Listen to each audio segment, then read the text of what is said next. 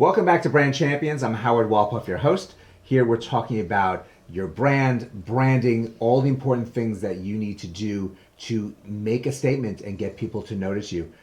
Today, I'm very happy to have my co-host, Janine Hogan, with me. Janine, welcome, and how are you doing today? Thank you. I'm doing great. Happy to be here. Let me ask you a quick question.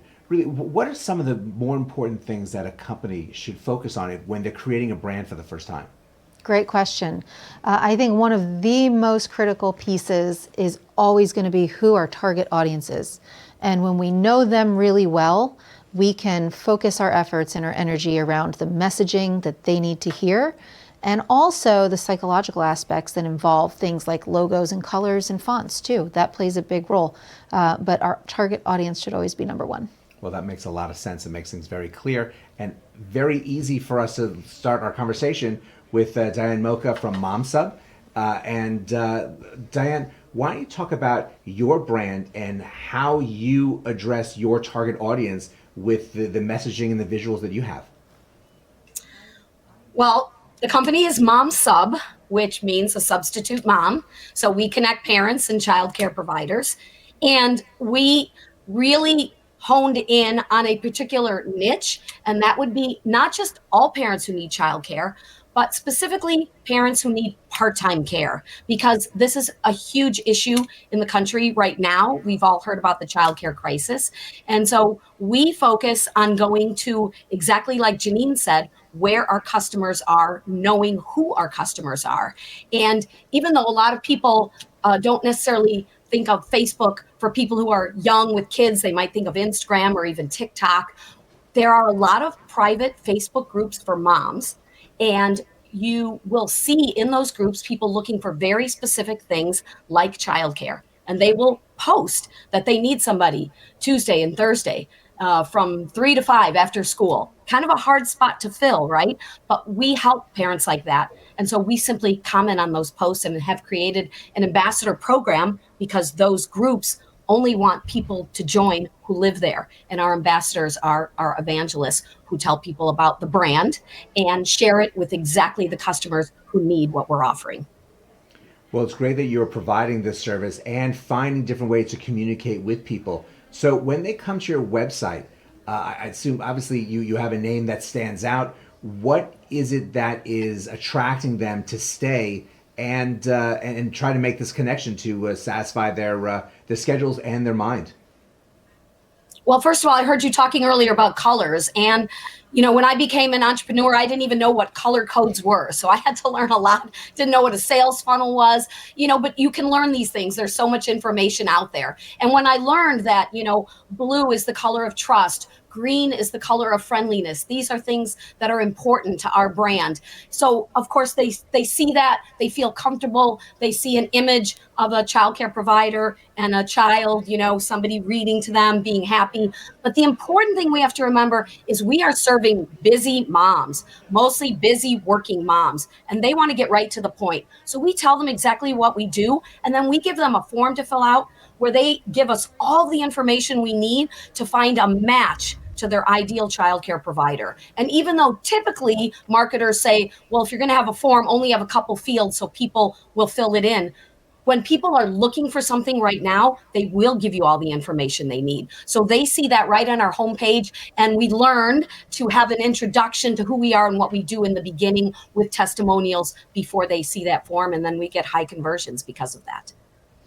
That's really great. And there's something that I want to just touch on for you too and talk about real quick.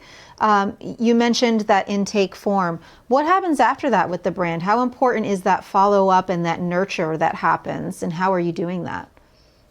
Super important. So when we first started, we were doing everything manually. Had a list of hundreds of childcare providers, taking hours to go through and find the right one. My tech co-founder created an algorithm so we can do this automatically. So within a few hours, we're contacting them and telling them that they have a match, and then offering a chance to set up an interview. Some of our parents who are customers decide that we'll do the interview, record it, and send it to them.